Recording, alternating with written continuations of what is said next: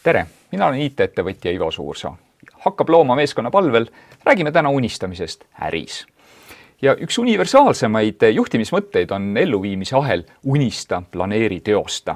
Ja kui me seda loogilist kolmikut tagantpoolt ettepoole harutame, siis kõigepealt teosta faasis vajab organisatsioon mingisugust oma kokkulepitud mudelit. Kas või selleks, et kuidas me vahekokkuvõtteid teeme, kuidas me inimesi kaasame, kuidas me tulemusi mõõdame. Läbi sellise juhitud elluviimise me saavutame tulemused lihtsalt kiiremini. Aga tegutsemine ilma plaanita on pigem nagu uitamine ja just selle jaoks, kui me räägime ahelast unista, planeeri, teosta, on planeerimise faas. Ja kui me ei räägi väikeste sammude tegemisest, siis öeldakse, et õnn on see, kui korralik ettevalmistus kohtab võimalust ja plaani tegemine ei väldi loomulikult ootamatusi, aga minimiseerib neid ootamatusi teekonnal. Ja nüüd kõige esimene samm, unistamine. Jõuame unistamise juurde. Öeldakse, et plaan ilma unistuseta on sihitu uitamine ja väga hea kahekõne on raamatus Alice imedemaal, kus Alice irvikkiisut ristteel kohates küsib, et ole hea, ütle, millise tee otsa ma peaks valima. Ja tark kass vastab, et see sõltub sellest, kuhu sa tahad välja jõuda. Ja just sellest me täna räägimegi, et unistamise roll on organisatsioonides ja ka ärikontekstis seada see siht, kuhu me tahame välja jõuda. On veel tegelikult veel mitu head põhjust, miks unistada ja üks nendest on see, et kui me mõtleme seda, et kui me seame väikesi eesmärke, siis sageli juhtub see, et inimesed meie organisatsioonis vajuvad heas mõttes rutiinidesse. Rutiinidesse ja igapäevaste rutiinide väikeste eesmärkide juures tekib ka selline, haigutus, igavus. Ma olen seda kõike näinud. Kui me organisatsioonis seame julgeid eesmärke, siis tekib innustus, tekib teadmatuse ees kõhklus, mis ärgitab mõtlema uusi lahendusi. Ja just see on see, miks mina olen äris unistamisest teinud äristrateegia protsessi osa. Aga kuidas siis unistada? Kui me inimestena hakkame mõtlema oma eluunistuste peale, siis me võime teha väga lihtsalt nii, et me võtame sellise A4 paberi, voldime ta kokku, voldime veel kokku ja veel korra kokku ja selliselt 4 korda. Ja me oleme saanud sellise ruudustiku, see viimane ei tulnud hästi välja, oleme saanud sellise ruudustiku, kus on 16 kastikest. Lepime iseendaga kokku, et me täidame need kastikesed selliselt, et iga kasti jaoks kulutame 2 minutit ja laome kõik oma unistused lauale. Just sellise unistame ennast tühjaks mõttega saab ka alati alustada äris. Aga kui me süsteemselt tahame seda teha, siis mina soovitan sellist 3-4 sammu, mis aitavad struktuurselt läbi mõelda. Ja need 3-4 sammu järjest öeldes on kõigepealt kontekst, siis missioon, visioon ja väärtused. Ja loomulikult sageli väärtusi ei mõelda sellise pika sihi seamise osana, aga kuna me sageli inimestena unistame ka sellest, et me töötame koos mingisugust üht tüüpi inimestega või samadel väärtustel töötavate inimestena, siis võiks julgelt väärtusi vaadata ka unistamise protsessi osaks. Aga täna räägime nendest 3 esimesest. Kontekst, missioon ja visioon. Unistamise alguses esmalt me peame kokku leppima horisondi. Ajahorisondiga on selline lugu, et väga keeruline on unistada homsesse päeva. Jah, me võime unistada, et homme kogu maailm muutub, aga me kõik sama hästi teame, et see ühe päevaga ei juhtu või et üleöö asjad ei juhtu. Seetõttu ärilises unistamises on selline mõistlik horisont pigem selline 10 aastat, 7-10 aastat. Meie oma äris kasutame 7 aastat, aga sellega võib tulla alla minimaalselt, ma ütleks 3 aastani. 3-10 aastat on selline hea vahemik, kus inimeste peas kaovad ära need piirid, et ma ei tea, kuidas seda homme muuta. Unistamise protsessi esimene samm oleks konteksti mõistmine. Ja miks kontekst on oluline, on see, et kui me inimestena unistame, siis kontekst on meie peas, me ise mõistame, mis eluraamis me oleme. Aga kui me räägime organisatsioonis, siis meie ümber on veel mitmeid inimesi. Ja kui me konteksti ühtmoodi ei mõista, siis on väga raske unistada.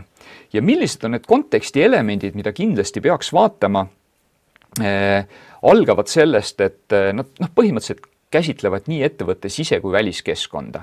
Ja tavaliselt sisekeskkonna analüüsis kuulatakse ära oma töötajad, ehk siis tehakse töötajate rahulolu analüüs ja sealt pealt üsna kohe minnakse SWOT-i tegema, ehk siis väliskeskkonna ohud ja võimalused ja sisekeskkonna siis tugevused ja nõrkused. Aga väliskeskkonna mõistmiseks on tark teha ära veel paar sammu. Ja kõigepealt oluline osa on konkurentsiturg. Et mõistmaks seda, et kuidas meie konkurendid näevad, kuidas meie konkurendid käituvad. Väga paljuski annab see meile pildi sellest, et mis on klientide ootused. Veelgi olulisem sellest on unistamine läbi PESTL-analüüsi. Klassikaliselt on ta siis PEST, mis tähendab siis political, economical, social ja technological ja sinna on siis tänapäeval otsa pandud veel legal ja environmental aspekt. Ja see mõte, see toime käib siis tegelikult läbi kõigi nende kategooriate, vaadatakse väliskeskkonna ohte ja võimalusi. Ja kuidas see aitab unistamisele kaasa on see, et ma toon oma valdkonna näite, et kui me analüüsime tehnoloogilisi ohte ja võimalusi ja sinna kõrvale sotsiaalseid demograafilisi ohte ja võimalusi, siis me üsna varsti näeme seal linke. Me näeme seal, et näiteks Eesti kontekstis väheneva ja vananeva elanikkonnaga tehnoloogilised võimalused lubavad katta ära demograafia vähenemisega tekkivaid puudujääke. Ja läbi selliste sidemete otsimise te saate oma unistusele seada tegelikult suunad. Te annate luute ahelates connectionid kohtades, mis võib-olla igapäevases elus ei pruugi olemas teie jaoks olla, enne kui te olete selle analüüsi läbinud. Ja tavaliselt selles konteksti analüüsi tulemusel valitaksegi välja 3 kõige suurema mõjuga, kõige suuremat mõju sellele ärivaldkonnale kõige suuremat mõju avaldavat tegurit. Ja nende pealt on juba võimalik tegelikult seada sihte. Struktuurse ärilise unistamise teine samm on missioon. Sageli öeldakse, et kõigepealt tuleks seada pikk visioon. Mina ütlen seda, et küsimusele, mis on meie suurem roll selles ühiskonnas või mis on meie laiem roll selles ärivaldkonnas, peab saama ennem vastuse. Mis on meie roll, on üks väga hea küsimus missioonile. Ja kui te olete läbi teinud keskkonnaanalüüsi, siis te juba hakkate nägema keskkonna vajadusi. Ja kui te keskkonna vajadusest lähete veel sammu sügavamale ja küsite, et aga mis on kõige suuremad valud meie fookus sihtturu klientidel? Kus on need kohad, kus meie saaksime neid kõige rohkem edasi aidata? Ja see suurima valu leidmine, mis veel läheb kokku ühiskonna valudega, on tegelikult oma loomult see koht, kuhu unistus tuleks suunata, sest see lahendab kõige rohkemate inimeste valu. Ehk siis, kui te leiate üles selle koha ja püstitate sinna oma unistuste missiooni, siis te olete tõenäoliselt äris üsna relevantsed. Toon ka meie valdkonnast ühe näite, et on ühe ettevõtte missioon on, et tehisintellektist saaks kasu kogu inimkond. Ja ilmselt ei pea palju mõtlema, et tegemist on OpenAI missiooniga. Ja just see tunnetus selle organisatsiooni loomise hetkel, kui loodi non-profit organisatsioon OpenAI selle taotlusega, et maailma tipp AI teadlased tulevad kokku ja loovad midagi, mis on laiemalt kogu ühiskonnale kättesaadav, tegigi nende selle lähenemisele äärmiselt suure mõjukuse. Kui te olete oma suurele valukohale missiooni paika saanud, siis kindlasti testige. Testige, kas ta on arusaadav, kas ta inspireerib meeskonda, kas inimesed tahavad sellisele missioonile järgneda, kas ta näitab väga selget suunda ja sisaldab endas lugu, et kohe, kui sa loed, sul tekib selline ettekujutus, et see ongi see maailmapilt, see ongi see, kuhu me liigume, see ongi see, mis on meie koht, meie missioon. Ja jõuame unistamise kolmandasse sammu ja see on visioon. Visioon on võib-olla selline mugavamalt tuntud termin. Just sellepärast, et kõige lihtsam on unistada seda, et kuhu me tahame jõuda. Palju lihtsam, kui mõelda seda, et mis on meie suur roll. Ja kui me jõuame sinna, et me suudame suures rollis defineerida ära selle punkti, kuhu me jõuda tahame, siis me oleme jõudnud heasse visiooni. Ja visioon peab olema selgelt väga hästi mõõdetav, sest ta peab kirjeldama tulemust, mitte tegevust, et ei ole hea visioon, et me proovime saada olümpiavõitjaks. Visioon ütleb, et me saavutame olümpiamedali. Ta ei tohi olla tegevus ühesõnaga.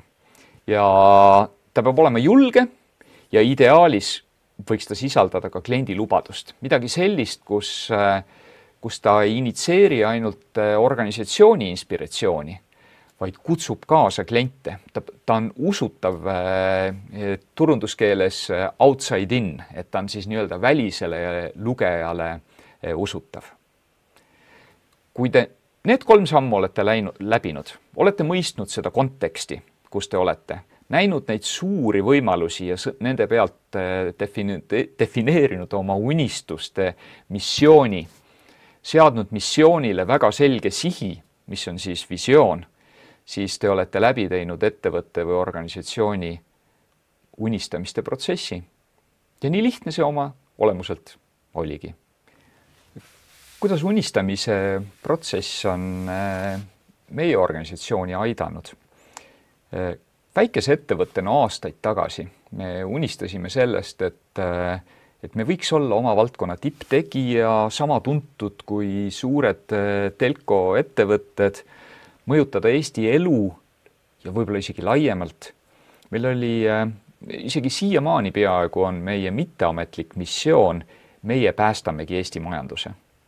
Ja see mõte, mis tuli kontekstist, kus me mõissime, et Eesti elanike ostujõud on pidurdunud kuhugi sinna 80% peale Euroopa Liidu keskmisesse. Meie majandus sõltub välisturgudest ja meie eksportidest, järelikult meie inimeste heaolu, meie laste heaolu sõltub sellest, kui edukad on meie ettevõtted. Ja teades, et nende edu sõltub 2 aspektist suures pildis, sellest, kui hästi nad tänapäeva maailmas suudavad digitaliseerida ja kui ägedaid tooteid ehk innoveerida nad suudavad, siis pannes need 2 maailma kokku, me käivitasimegi sellise nii-öelda sisemise salajase missiooni, et meie päästame Eesti majanduse, mis sundis meid otsima neid teid, kuidas meie saame aidata oma klientidel nendes aspektides paremaks saada. Ja läbi selle me olemegi 3-aastaste tsüklitega selle missiooni poole ja selle missiooni kandmise juures kogu aeg liikunud, seadnud lihtsalt uusi visioonisihte ja oleme jõudnud nüüd aastaks 2025 punkti, kus me saame aru, et me võiks oma missiooni laiendada ka Eestist väljapoole. Et see on nagu päriselt pannud käima inimesed ja organisatsiooni arengu sellisel kujul, läbi selle unistamise, et meie võiks päästa Eesti majanduse. Kohe räägib teile Anneli Ohvril, kuidas hakkab looma platvormil unistamist läbi viia. Kõik head! Te kuulsite just Ivo mõtteid, kui kasulik võib olla unistamine ettevõtetele ja organisatsioonidele nende meeskonna vaimu tõstmiseks. Ja hea uudis on see, et üle-eestiline aktsioon hakkab looma, mille eesmärk on kokku koguda 30 000 inimese unistused selleks, et luua Eestile visioon aastaks 2050, on praegu täistuuridel. Ja ka teil on võimalik sellest osa võtta. Virtuaalsed väravad on avatud kuni taasiseseisvuspäevani 20. augustil. Nii et võimalus on lisada unistamine oma suvepäevadele või strateegiapäevadele või ka lihtsalt oma tiimi mõnusatele koosviibimistele.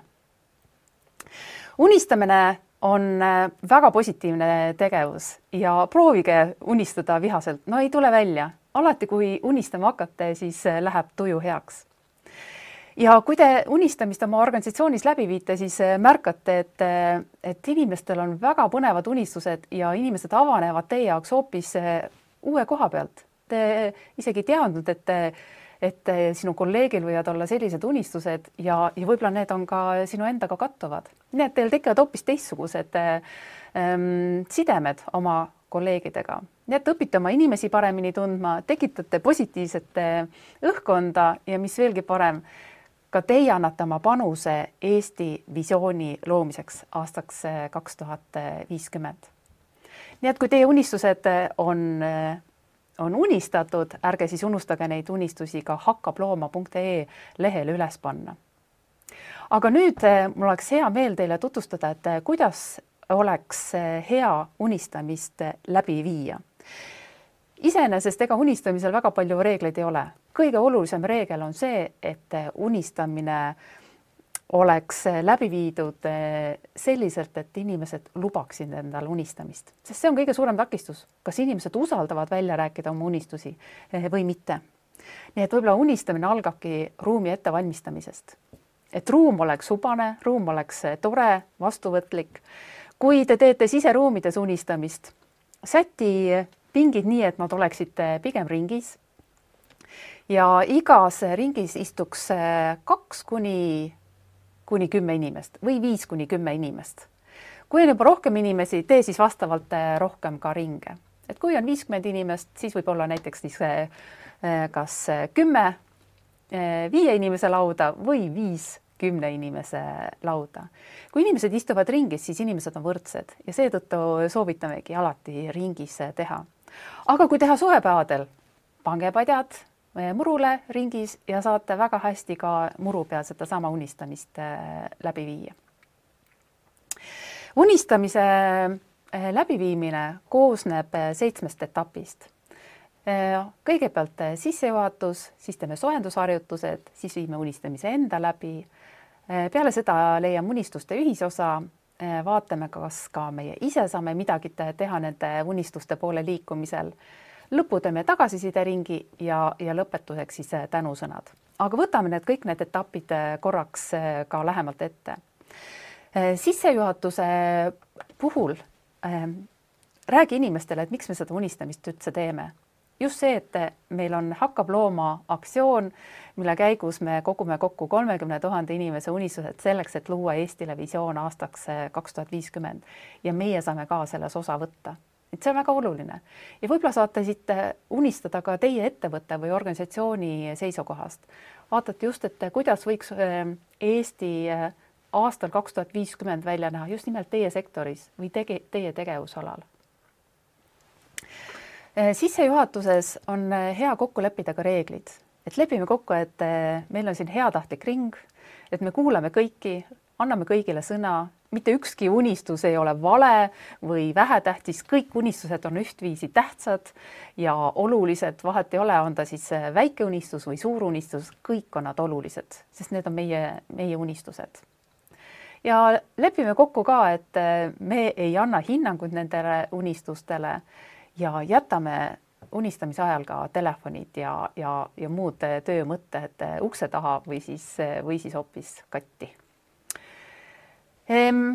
Sissejuhatuse ajal, ka kui sa ei ole veel kokku leppinud ringi juhtidega nende unistuste kirja panemiseks, siis nüüd on ka õige hetk küsida, et kes on valmis ringis neid unistusi kirja panema. Selleks on siis hea, kui on varutud ka paber ja pliiats või siis arvuti, kuhu saab ka kiiresti siis üles kribada. Sellega on sissejuhatus tehtud. Järgmisena on soojendusharjutus. Ja soojendusharjutust tasub teha sellisel juhul, kui teil ei ole mingisuguseid muid aktiviteete ees olnud, ehk siis inimesed ei ole veel soojad. Kui teil on juba olnud seal erinevaid ajurünnakuid ja arutelusid ja inimesed on juba avanenud ja neil on juba usaldus üksteise vastu, siis võib-olla soojendusharjutust ei olegi vaja teha. Aga kui te tulete unistama, ainult unistama, et siis sellisel juhul soovitan teha ka soojendusharjutuse. Ja soojendusharjutus on näiteks küsimus, et mis olid sinu lapsepõlve unistused ja kas need on täide läinud. Ja inimese meel läheb tagasi lapsepõlve, nendele toredatele lapsepõlve radadele, hakkab meenutama neid unistusi ja märkab, et wow, aga tegelikult need unistused on ju kõik täide läinud.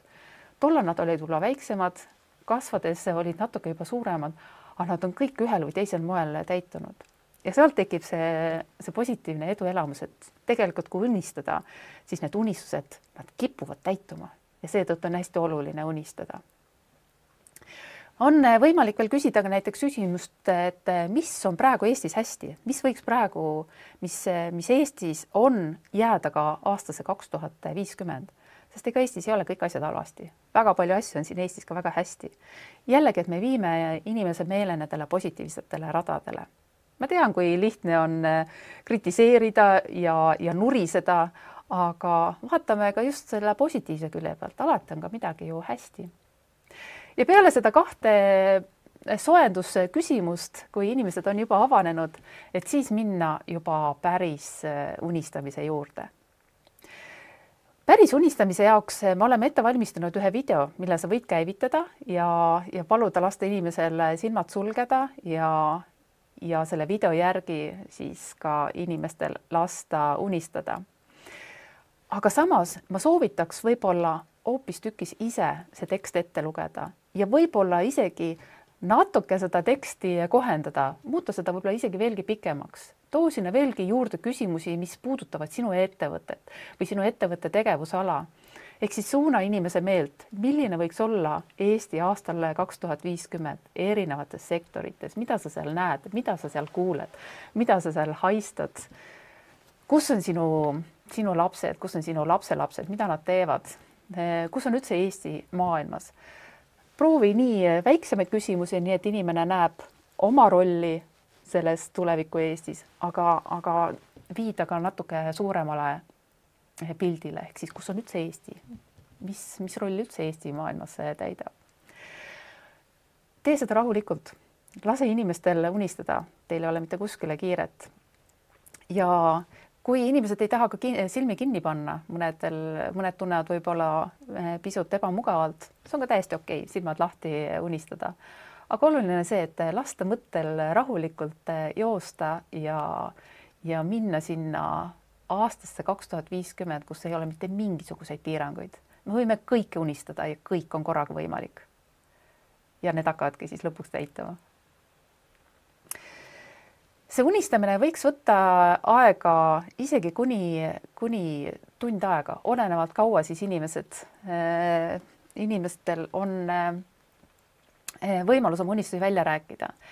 Kui alguses sa lased unistada, võib-olla veel mõne hetke korraks isekeskis olla nende unistuste keskel, sa võid pakkuda ka võimalust need unistused kirjutada paberi peale vähemalt märksõnadena, et nad ei läheks meelest ära. Ja siis hakata järjest jagama. Kes on valmis, et saab kohe esimesena jagada oma unistust. Ja võib-olla teistel kohe haakub sellega. Teine, aga mul oli midagi sarnast. Mina näiteks unistasin hoopis sellised asjast. Mina nägin hoopis sellist pilti. Ja vaata, et siis kõik inimesed saaksid kindlasti sõna, et kõik inimesed saaksid oma unistused välja rääkida. Ja kui nüüd see unistamise ring on ära olnud, see võib võtta siis 45–60 minutit ja ega seal ei olegi olulist ajapiirangut. Kui unistamine saab läbi, siis ta saab läbi, kui ta võtab rohkem aega, siis ta võtab rohkem aega. Eks te ise teate, kui palju teil aega täpselt selle jaoks on. Kui nüüd on kõik oma unistused jaganud, siis järgmine on see, et vaadake, millest olete ühel meelel. See on unistuste ühisosa leidmine. Ja kindlasti te märkate, olete päris mitmetes asjades olnud ühel meelel. Et need unistused, nad võivad olla pildiliselt küll erinevad, aga tegelikult väga paljudes kohtades need unistused ka kattuvad. Et see on see ühisosa leidmine, kus ka inimesed märkavad, et tegelikult me võime siin igapäevaselt küll võib-olla eri meelt olla, aga suures pildis me ikkagi unistame samadest asjadest. kui nüüd ühisosa on ka leitud, siis on viimane ring on tegevused unistuste poole, et mida meie saaksime teha selleks, et need unistused täituksid. Vaata jälle, et siis kõik inimesed saaksid midagi öelda, mida nemad konkreetselt saaksid teha selleks, et need unistused täituksid. Seejärel on hea teha tagasiside ring. Tagasiside ring on siis see, et nüüd me oleme kõik ära unistanud, me oleme leidnud ka ühisosa ja kirja pannud ka tegevused, kuidas me saaksime üheskoos unistuste poole liikuda. Aga millise tundega siit täna lahkud? Mida sina isiklikult sellest unistamisest kaasa võtad? Ja jällegi, et oleks hea siis, kui kõik inimesed saaksid midagi öelda. Ja kõige lõpus on tänusõnad. Tänusõnad, et aitäh kõigile, et olite siin, et te avatult oma unistusi jagasite ja ütle ka siis seda, et mis nüüd edasi saab. Et sa kogud need unistused kokku, sa sisestad need hakkablooma.ee lehe peale ja taaskord siis tuleta meelde, et see on ka üks osa üle-eestilisest unistamise aktsioonist Hakkab looma, mille eesmärk on luua Eestile tulevikuvisioon aastaks 2050. Selline oli siis see formaat, aga võta seda kui pigem juhist, kui pigem sellist selgroogu loose unistamise formaat ise. Sest kõige olulisem unistamise juures on ikkagi alati see, et inimesed saaksid vabalt ja mitte kartes unistada. Sest kõige suurem hirm on see, et äkki meid hakatakse kuidagi hindama selle järgi. Aga unistamine, kui unistamine lahti läheb, see on väga positiivne. Nii et soovin teile väga-väga positiivset unistamist ja loodan, et siis teie unistused jõuavad ka Hakkab looma lehe peale enne 20. augustit. Mõnusat unistamist!